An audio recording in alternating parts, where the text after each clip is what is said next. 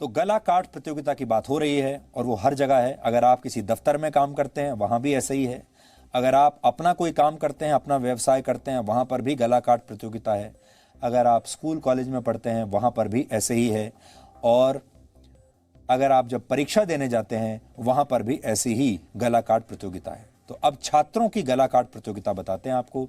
12वीं कक्षा की बोर्ड की परीक्षा पास करने के बाद लगभग हर छात्र का ये सपना होता है कि उसे किसी अच्छे कॉलेज में, अच्छी यूनिवर्सिटी में एडमिशन मिले, लेकिन इसके लिए उसे अच्छे नंबर चाहिए होते हैं। अब सवाल यह है कि ये अच्छे मार्क्स यानी ये अच्छे नंबर किसे कहा जाता है? अच्छे नंबरों का मतलब क्या? अच्छे नंबरों का मतलब कितना नंबर ले आए, कितने मार्क्स ले आए? क्योंकि दिल्ली यूनिवर्सिटी के कई कॉलेजों की पहली कट ऑफ लिस्ट इस बार 100% तक पहुंच गई है। यानी जिन छात्रों को 12वीं की बोर्ड की परीक्षाओं में 100% मार्क्स मिले हैं, पहली लिस्ट में उन्हीं छात्रों का एडमिशन हो पाएगा। यानी 99.99% मार्क्स लाने वाले छात्रों का भी एडमिशन का सपना पूरा नहीं हो पाएगा। दिल्ली यूनिवर्सिटी में पहली कट ऑफ के आधार पर एडमिशन की प्रक्रिया शुरू हो गई है। छात्र कल शाम 5 बजे तक दिल्ली यूनिवर्सिटी के पोर्टल पर ऑनलाइन एडमिशन ले सकते हैं। दिल्ली यूनिवर्सिटी में एडमिशन के लिए इस बार 3,53,000 से ज्यादा छात्रों ने आवेदन किया है, जबकि इसके मुकाबले दिल्ली विश्वविद्यालय में उपलब्ध सीटों की संख्या सिर्फ 62,000 है। यानी 2,92,000 छात्रों को चाहकर भी एडमिशन नहीं मिलेगा, उन्हें निराश होना पड़ेगा।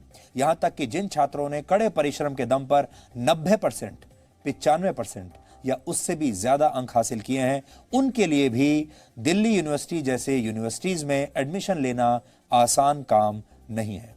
दिल्ली यूनिवर्सिटी के मशहूर लेडी श्रीराम कॉलेज फॉर विमेन में इस बार BA honours economics, BA honours political science और बीए ऑनर्स साइकोलॉजी जैसे कोर्सेज में एडमिशन के लिए 100% कट ऑफ निर्धारित की गई है। यानी जिन छात्राओं के बेस्ट ऑफ 4 सब्जेक्ट्स में आए मार्क्स का टोटल 100 होगा, उन्हें ही इस कॉलेज के उन कोर्सेज में एडमिशन मिल पाएगा। यानी 100 में से 100 नंबर, 400 में से 400 नंबर। लेडी श्रीराम कॉलेज के ज्यादातर कोर्सेज की कट ऑफ पिछले वर्ष के मुकाबले करीब 2% तक बढ़ी है, लेकिन यह सिर्फ एक कॉलेज की कहानी नहीं है। इसी तरह दिल्ली यूनिवर्सिटी के जो दूसरे मशहूर कॉलेज हैं जैसे SRCC, वहां के बीकॉम ऑनर्स की पहली कट ऑफ पिछले वर्ष के मुकाबले 1% बढ़कर 99.5% हो गई है। इस कॉलेज में पढ़ाए जाने वाले बाकी के मशहूर कोर्सेज का भी अभी यही हाल है। मिरांडा हाउस कॉलेज में पढ़ाए जाने वाले हिस्ट्री, इकोनॉमिक्स, पॉलिटिकल साइंस और इंग्लिश जैसे कोर्सेज की कट ऑफ भी 98.75% से 99% के बीच झूल रही है। दिल्ली यूनिवर्सिटी के हिंदू कॉलेज की पहली कट ऑफ लिस्ट का क्या हाल है, वो भी इस समय आपके टीवी स्क्रीन पर है। आपको याद होगा, एक जमाना था जब 80%, 85% और 90% अंकों को सफलता की गारंटी मान लिया जाता था। अगर किसी के 90% नंबर आ गए तो आप समझ लीजिए उसे बहुत ही मेधावी छात्र माना जाता था, वो जहां चाहे एडमिशन ले सकता था।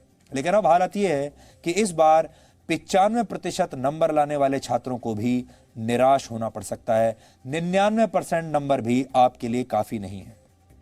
और ऐसा इसलिए है क्योंकि इस बार अकेले CBSE की 12वीं कक्षा की बोर्ड परीक्षाओं में 95% से ज्यादा अंक हासिल करने वाले छात्रों की संख्या 38,000 से ज्यादा है। यानी 38,000 बच्चे ऐसे हैं जिनके 95% से ज्यादा नंबर आए हैं। ये पिछले साल के मुकाबले दो गुनी संख्या है। पिछले वर्ष 95% अंक लाने वाले छात्रों की संख्या 17,000 से ज्यादा थी। इसी तरह 90% से ज्यादा मार्क्स लाने वाले छात्रों की संख्या इस बार 1,60,000 से ज्यादा है। यह संख्या पिछले वर्ष के मुकाबले 58% ज्यादा है।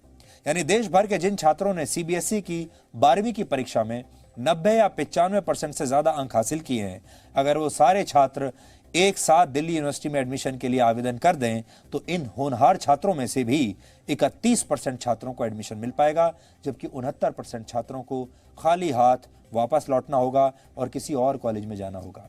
ये सब इसलिए हो रहा है क्योंकि बोर्ड परीक्षाओं में छात्रों को पहले के मुकाबले ज्यादा नंबर मिलने लगे हैं। बहुत सारे राज्य और बोर्ड अपनी छवि सुधारने के लिए छात्रों को दिल खोलकर नंबर देते हैं। इससे होता यह है कि परीक्षा के दौरान तो प्रतियोगिता की भावना के साथ समझौता हो जाता है, लेकिन जब प्रतियोगिता एडमिशन को लेकर होती है, तब लाखों छात्रों को निराश होना पड़ता है। यानी अब 99% नंबर भी किसी काम के नहीं। लेकिन बड़ा सवाल यह है कि जिन छात्रों को एडमिशन मिल भी जाएगा, क्या उन्हें भविष्य में उनकी मनपसंद नौकरियां या काम मिलेगा? क्योंकि जो गला काट प्रतियोगिता एडमिशन को लेकर है, वैसी ही प्रतियोगिता का सामना इसके बाद जब कॉलेज से निकलेंगे तो नौकरी ढूंढने के लिए भी यही करना पड़ेगा। प्यू रिसर्च सेंटर की एक रिपोर्ट के मुताबिक भारत के 76% युवा नौकरियों की कमी को सबसे बड़ी समस्या मानते हैं। 76%। कुछ वर्ष पहले देश के युवाओं के बीच एक सर्वे किया गया जिसमें 66% युवाओं ने यह माना कि योग्यता होने के बावजूद उन्हें उनकी पसंद की नौकरी नहीं मिलती। यानी भारत में हर 10 में से 6 युवा ऐसी नौकरी कर रहे हैं जो वो करना ही नहीं चाहते। तो फिर सोचिए उस नौकरी में उनका प्रदर्शन कैसा होगा। इनमें से 73% युवा तो ऐसे थे जो अपनी मनपसंद नौकरी पाने के लिए भारत छोड़कर दूसरे देशों में जाने के लिए भी तैयार हैं। लेकिन इसका दूसरा पहलू यह भी है कि हर वर्ष जो करोड़ों युवा कॉलेज पास करके निकलते हैं, उनमें से सिर्फ 58% ही नौकरी के योग्य होते हैं। और शायद यही वजह है कि वर्ष 2018 में जब उत्तर प्रदेश में चपड़ासी के सिर्फ 62 पदों के लिए आवेदन मंगाए गए, सिर्फ 62 पद थे चपड़ासी के, तब लाखों युवाओं ने इसके लिए आवेदन किया था और इनमें से 37,000 लोग पीएचडी धारक थे, जबकि 50,000 ग्रेजुएट्स थे जो चपड़ासी बनने के लिए तैयार थे। इसी तरह इस साल छत्तीसगढ़ में चपड़ासी के सिर्फ 12 पदों के लिए 300 आवेदन आए और इनमें से ज्यादातर ग्रेजुएट्स थे जो चपड़ासी बनना चाहते थे। ये सिर्फ कुछ उदाहरण हैं। आप ऐसी कहानियां लगभग हर साल हर राज्य में सुनते होंगे। इन स्थितियों को देखकर साफ है, एक तरफ हर साल कॉलेजों में एडमिशन के लिए कट ऑफ बढ़ रहा है, तो दूसरी तरफ जब ये छात्र पास होकर निकलते हैं तो इनके पास नौकरियां वैसी नहीं मिल पाती जिन नौकरियों को ये चाहते हैं। ये बहुत चिंताजनक स्थिति है और इसमें सुधार किए बगैर भारत विश्व गुरु नहीं बन सकता।